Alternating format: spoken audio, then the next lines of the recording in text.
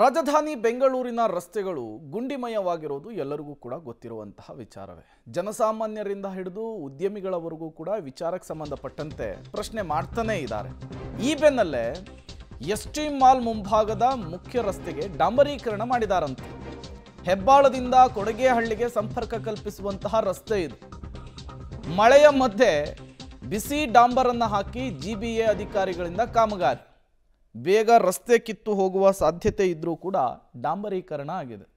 ನೋಡಿ, ಇವರ ಕೆಲಸವನ್ನು ನೋಡಿಬಿಟ್ರೆ ಬೆಂಗಳೂರಿನ ಜನರು ಬಾಬಾ ಏನು ಕೆಲಸ ಮಾಡ್ತಾರೆ, ಇನ್ನೇನೊಂದು ವಾರದಲ್ಲಿ ಎಲ್ಲ ರಸ್ತೆಗಳನ್ನು ಮುಚ್ಚಿಬಿಡ್ತಾರೆ ಅಂಥೇಳಿ ಜನ ಅಂದ್ಕೊಬೇಕು.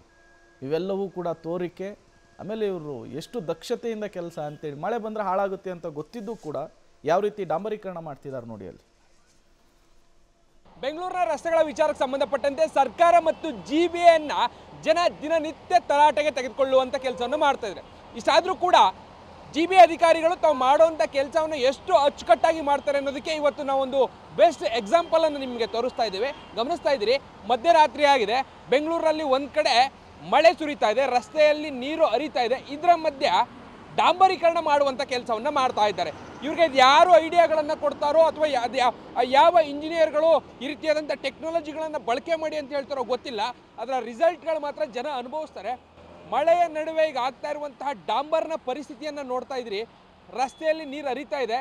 ಇದ್ರ ಮಧ್ಯೆ ಹಾಟ್ ಮಿಕ್ಸಿಂಗನ್ನು ಹಾಕೋದಕ್ಕೆ ಜಿಬಿಎ ಇಲಾಖೆಯ ಸಿಬ್ಬಂದಿಗಳೆಲ್ಲರೂ ಕೂಡ ಮುಂದಾಗಿದ್ದಾರೆ. ಈಗ ಹಾಕುವಂಥ ಈ ಹಾಟ್ ಮಿಕ್ಸಿಂಗ್ ಏನಿದೆ ಈಗ ಆಗುತ್ತೆ.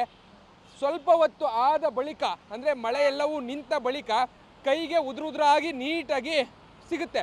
ಹೀಗಾಗಿರುವಂಥದ್ದು ಕೂಡ ಅಂಥದ್ದೇ ಪರಿಸ್ಥಿತಿ.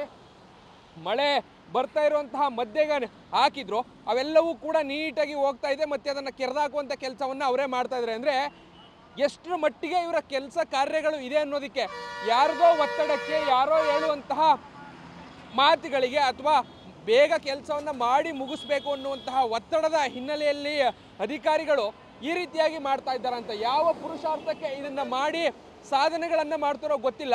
ಇಡೀ ರಸ್ತೆ ಹೀಗಾಗಿದೆ. ಇದು